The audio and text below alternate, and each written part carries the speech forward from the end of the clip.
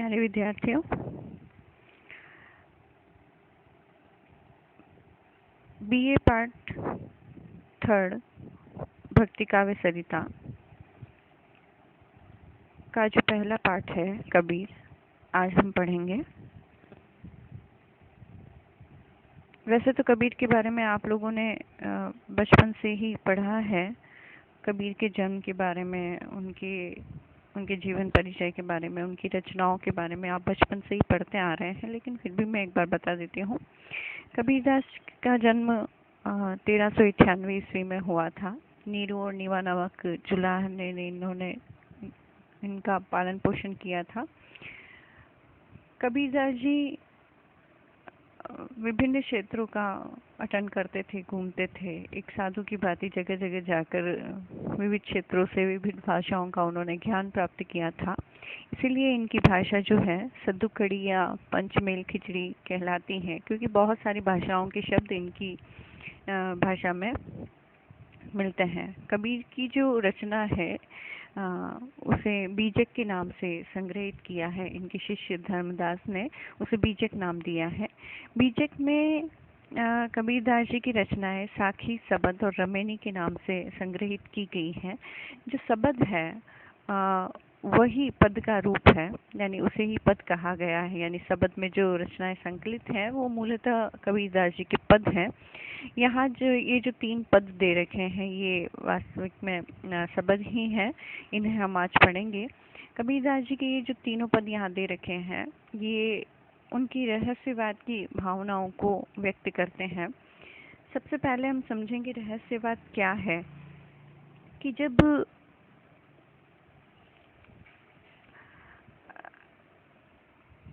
आध्यात्मिक भावना में या निर्गुण ब्रह्म की भक्ति में माधुर्य भाव का समावेश होता है, यानी आत्मा परमात्मा में स्त्री पुरुष का, प्रेमी प्रेमिका का संबंध मान लिया जाता है, तो वहाँ रहस्यवाद की अभिव्यक्ति मानी जाती है।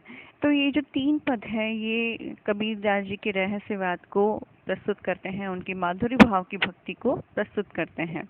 तो सबसे पहला यहाँ हम पद देखेंगे। मैं एक एक पद को पढ़ती जाऊंगी, एक एक पंक्ति को पढ़ती जाऊंगी, उसका अर्थ बताती जाऊंगी। आप लोगों को ध्यान से सुनना है।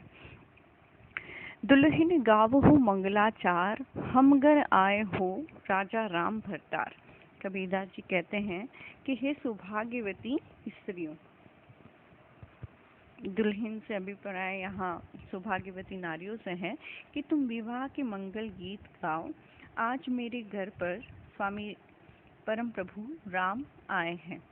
यहाँ एक बात ध्यान देने की आवश्यकता है कि ये जो राम शब्द का प्रयोग किया है ये कोई दशरथ के पुत्र राम नहीं है, बल्कि कबीर ने ईश्वर के लिए, परमात्मा के लिए राम शब्द का प्रयोग किया है। उनका अर्थ कोई रघुकुल वंशी राम से नहीं है, केवल उन्होंने राम नाम का प्रयोग किया है।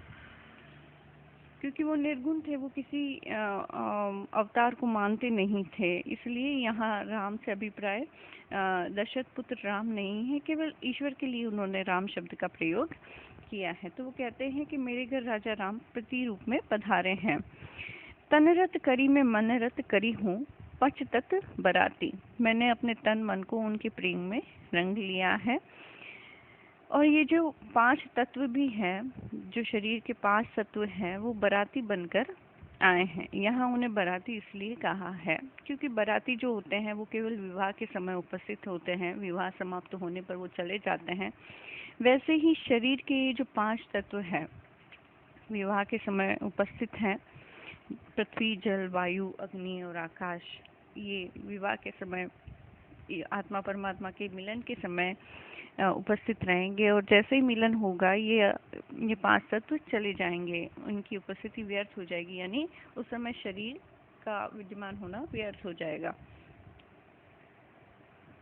अगली पंक्ति है, रामदेव मोहे पाहुने आए, मैं जोबन में माती। पाहुने यानी अतिथि बनकर आए हैं। मैं जोबन में माती, यानी रामदेव मुझसे विवाह करने आए हैं, मेरा वरण करने आए हैं। मैं यौवन में मदमस्त हूँ, यानी मेरी जो साधना है, मेरी जो भक्ति है, वो पक्वावस्था में पहुँच गई है। शरीर सरोवर वेदी करी हूँ, ब्रह्मा वेद उचार। इस विवाह में मैं अपने शरीर रूपी सरोवर के तट पर ही वेदी बनाऊंगी और ब्रह्मा जो है वो पुरोहित के रूप में वेद का उच्चारण करेंगे। रामदेव संग भांवरी ले हूँ, धनी धनी भाग हमार। कबीर कहते हैं कि मैं राम के साथ भांवर यानी फेरे लूंगी, ये मेरा सौभाग्य है। सूर 33 कोटिक आए, मुनिवर सहस 88। कबीर आके कहते हैं कि मेरे इस विवाह को देखने के लिए 33 कोटि देवी देवता और 88,000 ऋषि इस अद्भुत संबंध को देखने के लिए आएंगे। कहे कबीर हम ब्याह ही चले, पुरुष एक अविनाशी। कबीरदास जी कहते हैं कि मुझे एक अविनाशी पुरुष ब्याह कर ले जा रहे हैं, यानी मेरा संबंध उस अविनाशी परम पुरुष जो है, परमात्मा जो है, उनसे होने जा रहा है। तो इस प्रकार कबीर ने इस पूरे पद में आत्मा परमात्मा के मिलन को विवाह के एक रूपक में प्रस्तुत किया है। इसलिए यहाँ पर हम देखेंगे सांग रूपक अलंकार है। उनकी जो भाषा है वो सदुकड़ी है, पंचमेल खिचड़ी है, बहुत सारी भाषाओं के शब्द इस पद में भी आए हैं। शैली उनकी ये जो है ये पद शैली है। अब हम अगला पढ़ेंगे। बहुत दिनन में प्रीतम पाए, भाग बड़े घर बैठे आए। यहाँ पर भी माधुरी भाव की भक्ति उनकी प्रकट हो रही है। इसमें भी उन्होंने परमात्मा को अपना प्रीतम और स्वयं को स्त्री मानते हुए लिखा है कि मैंने बहुत दिनों में अपने स्वामी के दर्शन किए हैं। मेरा बड़ा भाग्य है कि इस संसार रूपी घर में ही उन्होंने मुझे दर्शन दे दिए हैं। मंगलाचार माही मन राखो, राम रसायन रसना चाखो। मंगला वो कहते हैं कि हे सखियों, दूसरी आत्माओं से, सखियों से अभिप्राय यहाँ उनका दूसरी आत्माओं से है कि तुम प्रभु का नाम अपने मन में रखो, उनका अपना मन मंगल, उनकी आराधना में गाए जाने मंगल गीत में ही लगाओ और अपने जीवा से राम नाम का रसास्वादन करो। राम रसायन रसना चाखो। यहाँ जो आप देखेंगे कि ये जो चाशो लिखा हुआ है, ये वास्तव में चाशो नहीं है, ये चाखो है। इसका उच्चारण श न होकर ख होगा। ठीक है।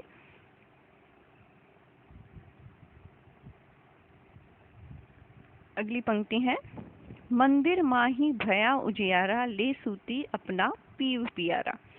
कि परमात्मा से मिलन होने के पश्चात मेरे हृदय रूपी मंदिर में, मन रूपी मंदिर में प्रकाश हो गया है, अर्थात मुझे ज्ञान का आभास हो गया है, ज्ञान वर्तिका प्रदीप्त हो गई है। ले सूती अपना पीव पियारा, यानी मैं सती आत्मा अपना पीव यानी उस परमात्मा को लेकर अब मैं सो जाऊंगी। मैं रति रानी जे निधि पाई, हम ही कहाँ यह तुम ही बढ़ाई। कबीरदास जी कहते हैं कि मैंने रानी होकर जो निधि पाई है, जो अमूल्य संपत्ति पाई है, यह उस राम की ही कृपा है, यह उस राम की ही बढ़ाई है। कहे कबीर में कछु न कीना, सखी सुहाग राम मोहि दीना। कबीरदास जी कहते हैं कि हे सखी यानी हे आत्मा, मैंने कुछ विशेष काम नहीं किया है। दूसरी आत्माओं को संबोधित करते हुए कहते हैं कि मैंने कोई विशेष काम नहीं किया है, मैंने तो केवल प्रभु की भक्ति की है और उसी कारण प्रभु ने मुझ पर ये कृपा की है कि उन्होंने मुझे अपने दर्शन दिए हैं। तो इस प्रकार आप देखेंगे कि इसमें भी कबीरदास जी ने स्वयं को स्त्री और परमात्मा को पुरुष मानते हुए अपनी भक्ति को प्रस्तुत किया है। रूपक और अनुप्रास अलंकार का प्रयोग इसमें हुआ है, पद शैली में ये लिखा गया है। अब अगला हम देखेंगे, अब तो ही जानन देहूँ राम प्यारे, जूँ भावे त्यों हो हमारे। इसमें भी कबीर ने परमात्मा को प्रीतम के रूप में अपने आत्मा के विलन का वर्णन करते हुए कहा है कि हे प्रियतम राम, अब मैं तुम्हें अपने से अलग नहीं होने दूंगी। यानी अपनी भक्ति के माध्यम से उन्होंने जब प्रभु को प्राप्त कर लिया तो वो उनकी आत्मा यही कहती है कि मैं अब परमात्मा को अपने से अलग नहीं होने दूंगी, जैसे भी होवे उनके पास ही रहेंगे। बहुत दिनन के बिछुड़े हरि पाए, कि बहुत दिनों के बिछड़े जो स्वामी हैं उन्होंने उनको प्राप्त किया। यानी साधना में एक ऐसी अवस्था आती है जब आत्मा परमात्मा से मिलन के लिए विरह का अनुभव करने लगती है, तब वो भक्ति करती है और भक्ति की पक्वा अवस्था में वो अपने प्रभु को प्राप्त कर लेती है। तो उसी अवस्था में कबीर कहते हैं कि मैंने बहुत भक्ति की है, बहुत दिनों बाद मैंने अपने स्वामी को, अपने परमात्मा को प्राप्त किया है। भाग बड़े घर बैठे हैं। कबीरदास जी ये भी कहते हैं कि मैं बड़ा भाग्यशाली हूँ कि एक संसार रूपी घर में ही प्रभु ने मुझे दर्शन दे दिए हैं। चरणनी लागी करो बरियाई, मैं उनके पैरों में उनकी गिरकर उनकी सेवा करूंगी। बरियाई, बरियाई जो ये शब्द दे रखा है, बरियाई से अभिप्राय है सेवा करना। प्रेम प्रीति राखो उलझाई, मैं उन्हें अपने प्रेम में उलझा कर रखूंगी, यानी पूरी तरह से उनकी सेवा करूंगी। इत मणि मंदिर रहो नित चोखे, कि आप मेरे इस मन रूपी मंदिर में निरंतर चोखे रहिए। चोखे से अभिप्राय भली प्रकार से रहना, यानी अच्छी तरीके से आप मेरे मन मंदिर में रहिए। कहे कबीर करहूँ मति धोखे, कबीरदास जी कहते हैं कि आप अन्यत्र जाकर धोखे में मत पड़िए, क्योंकि मेरे जैसा सच्चा प्रेम अन्यत्र दुर्लभ होगा, मेरी जैसी भक्ति और कोई नहीं कर सकेगा। तो इस प्रकार कबीरदास जी परमात्मा से अपने मिलन का जो वर्णन है वो प्रस्तुत कर रहे हैं। अपने माधुर्य भाव की भक्ति को उन्होंने प्रस्तुत किया है। और ये जो सारे जो तीनों पद आपने पढ़े हैं, इनमें रहस्यवाद की अभिव्यक्ति हुई है, मधुरा भक्ति है, इसमें पद शैली में लिखा गया है, भाषा उनकी शब्द कड़ी है, बहुत सारी भाषाओं के शब्द आए हैं। तो आज के लिए ये इतना काफ़ी है, आप इसे पढ़िए। धन्यवाद।